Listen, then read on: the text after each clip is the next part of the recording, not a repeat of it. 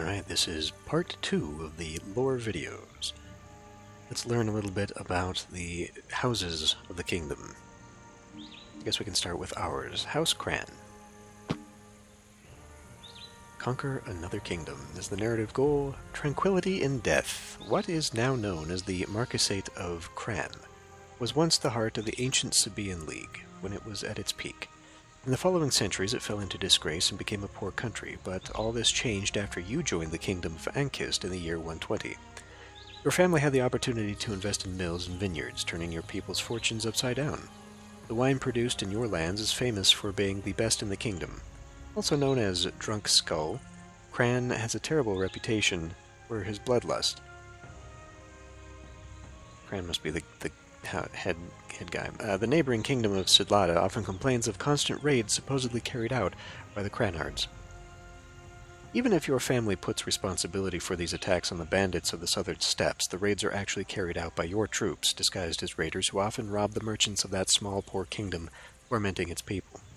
Even desert nomadic raiders dare not approach your borders because of your sinister reputation. The people of the other Ankist duchies and marquisates believe that Grann is a den of cutthroats and publicly disapprove of raids, but secretly they are grateful for your existence because you guarantee the security of the southern borders. However, they hope that you never completely take out the external enemies, so that your appetite for violence is never satisfied. Alright. So yeah, we're right here on the edge. So our nemesis then would be House Coden. Let's start from the left though. So Allwed is rivals with Tyrol. Okay, pretty far away though, but they are the neighbors. Look at info. Life is to be enjoyed. Known in ancient times as the Kingdom of the Keys, the territory now called the Marquisate of Allwed had many conflicts with the equally small but more combative Kingdom of Sidlata to the south.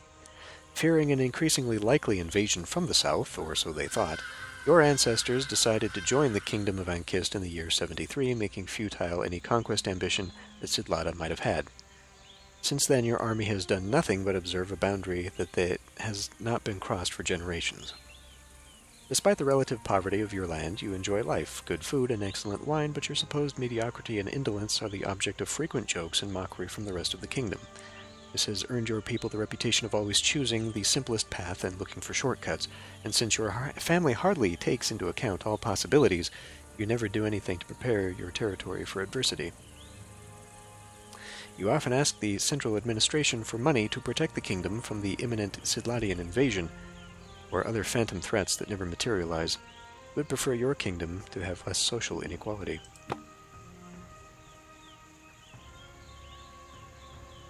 So, who is the bad guys? Sidlata, I kind of forget. So we're all like territories in the same Ankist kingdom, though. But it seems to imply that they're separate kingdoms to whatever. Bloodin is nemesis to Olwyn. Okay, harmony is acceptance. Bloodin was once part of the kingdom of Muir, but in the year 143 its territories passed under the rule of Libra, after Muir lost the war against the kingdom of Ankist. You didn't outlast this change. You are not great warriors, and you prefer to obey the laws of someone else rather than face war. It is not difficult to understand why. Your territories overlook the Gulf of Isoropia. Your climate is mild, and you have abundant harvests and flourishing businesses. Your people are hospitable and open, for almost nothing ever happens in your duchy. Foreigners are welcomed with curiosity rather than suspicion. Fleur, your capital, has a large square as well as numerous paved streets, all remains of the ancient Sabaean League. The great lighthouse of Cape Dias was carved from the ruins of an ancient building, dating back to the time of the Union of Salan. So they're Sabaeans. We should be friends with Bloodin. The abundance of time and the availability of resources allows your people to have a marked spirituality and a higher level of education than the rest of the kingdom. Your family is often a patron of the best artists, philosophers, and scientists. You are convinced that harmony can be achieved through the union of well-being, religion, and science. Alright. So Coden. Forests grow strong. They are our nemesis. although we're on good terms with our nemesis. Along with Aontus, the Duchy of Coden formed the original nucleus of the Ankist Kingdom. The boundary between the two, the Irmak River, and the fact that Coden was for Aontus the natural outlet to the sea, led them to trade and give each other mutual support, which quickly resulted in a strong alliance and eventually in a unification. The old Tree King, your ancestor, had no male heirs. When his daughter married the son of the king of Aontus, their heirs joined the two kingdoms, and the first seat of the kingdom of Ankist was placed. Because of this, your family has a privileged relationship with the royal family. When you join, you do so as an equal, and as such you wouldn't be vassals of the crown. At that time, the unification between Aontus and Coden led the newly formed Ankist kingdom to become hegemonic over the other small neighboring realms. You always rely on the royal family of Aontus for your protection, preferring to invest in trade and agriculture rather than in arms and army, a strategy that has been successfully tested, being right in the middle between fertile lands and the fishing sea of the Chile.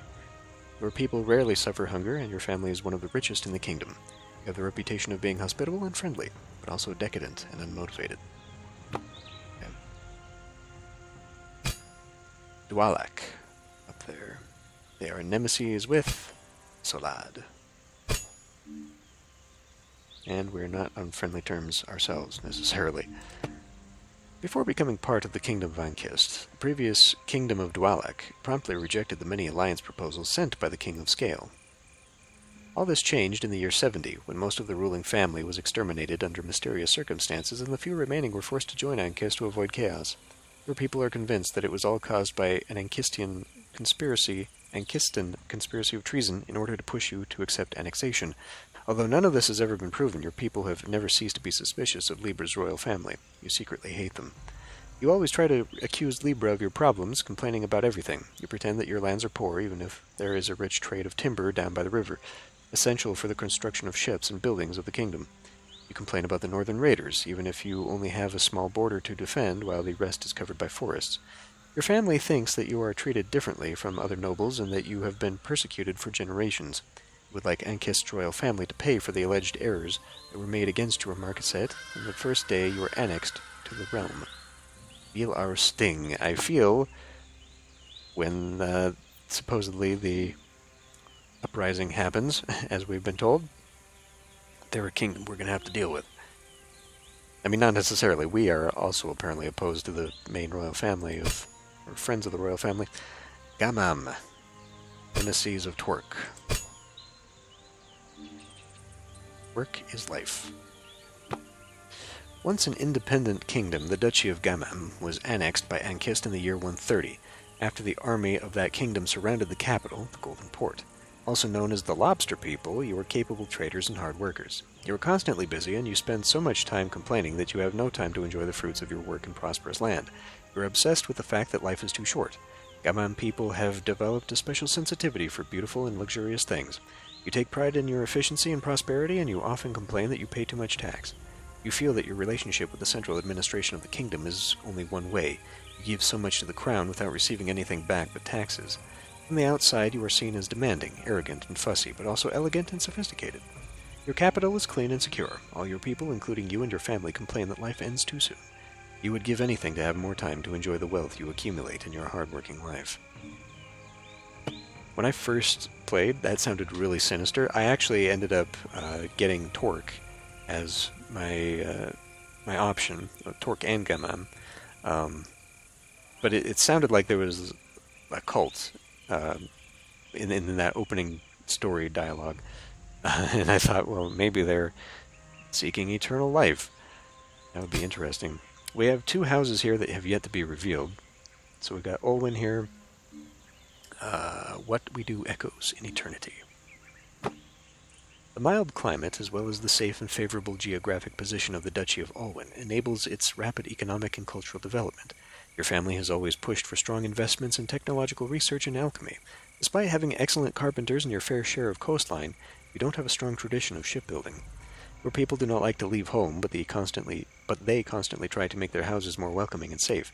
Your region has produced many famed scholars, and their knowledge has been applied most of all to agriculture and medicine. Among the great inventions your people produced are some of the most innovative treatments for human and animal diseases, fertilizers, and pesticides.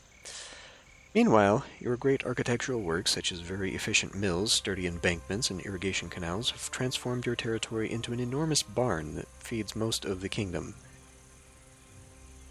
I'm guessing that native English is not the language of the developers here.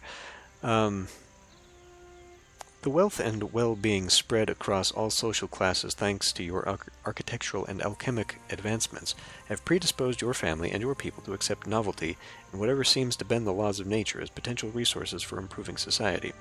You firmly believe poverty, famine, and all disease can be eradicated from the kingdom through ingenuity and knowledge. Solad. Nothing is as it appears. Your family was last to surrender during the war between Ankist and the Mirror in the year 143. In order to keep your people extremely loyal from a rebellion, you received a royal pardon, and when the control of your territory was moved by Mirror to Ankist, you were given the title of Duke of Solad. You are dreamers and visionaries, and your engineers build the best ships in the kingdom. Your people have always had their eyes fixed on the immensity of the ocean. Your sailors and carpenters are much sought after, even on the east coast of the kingdom, and it is said that a boat built in your arsenals can escape unharmed even from the worst storms. Libraries of the kingdom are full of school children from your duchy. Your merchants are always ready to embark on long journeys, more for exploration purposes than for profit.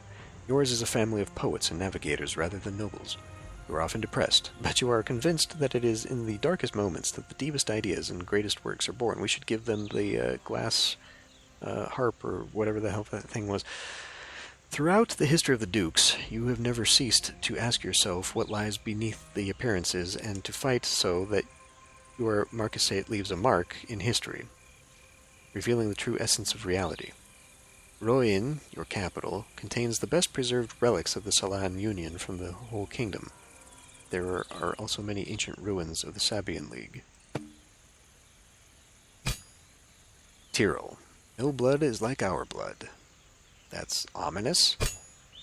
So we can actually pay to remove these people from the council. That's cool.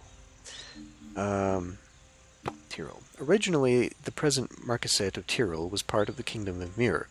But when the King of Mirror asked to share and redistribute the wealth of the nobles of Tyrol with the rest of the kingdom, your ancestors rebelled. How dare you try to change what you've always been? The nobles convinced the lower class that the next demand would be to take the children away from their mothers and redistribute them to foreigners. In a few months, a revolt sparked in Tyrol. The reign of Ankist supported the revolt of the nobles, and after a bloody war in the year 143, Tyrol was annexed to Ankist, and your family obtained the titles of Marquises. Wow. Tyrol has a long coastal strip, washed by the Siar Ocean, but is practically uninhabited. Why? It is covered with forests and tormented by a stormy climate. Your people are terrified of the ocean and prefer to sail in the mild and tranquil waters of the Gulf of Isaropia, or the wild and tranquil River Abne. You are of a very conservative tradition and have every interest in keeping the poor in misery and ignorance so that they are easily recognizable and do not mix with your pure lineage. Wow, these are assholes. And Torque. Hit hard. We can take it. Seeking support from a bigger and richer country to help contain the frequent assaults of raiders coming from beyond its uncertain northern borders, Torque joined the kingdom of Ankist in the year 75. It is a poor place where the central authority struggles to survive, tormented by incursions from barbaric Scaram tribes that live in the hills at the foot of the Fola Fuar Mountains. So many names. If Libra and the whole of Ankist can sleep peacefully, they owe it to your brave and proud people, forged by many battles and the hostile climate of your territory. Thick clouds cover your homeland during winter, when extremely long nights produce endless horrors. That was another thing that made me think there's a dark, cultist, eldritch subtext to this game. Animal carcasses are found ripped apart in unnatural ways. The remnants of dark and obscure rituals perpetrated by ominous cultists are found in the countryside, and shadows agitate the vast forests. See, coming upon this the first time in the game really made me think that the flavor of the game is a little bit different.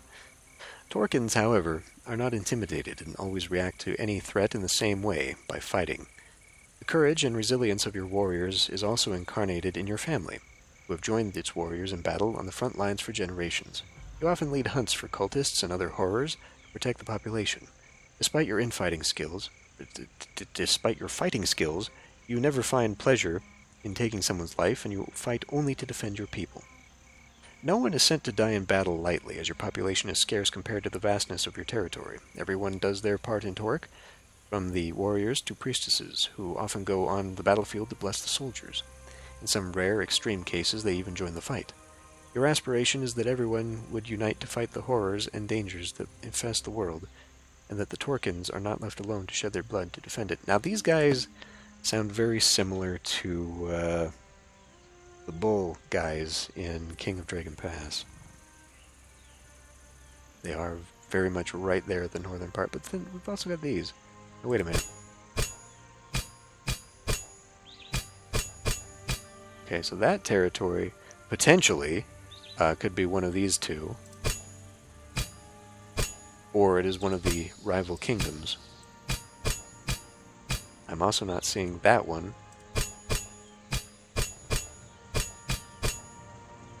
or that one. Interesting. Well, I'm sure we'll unlock some stuff over time.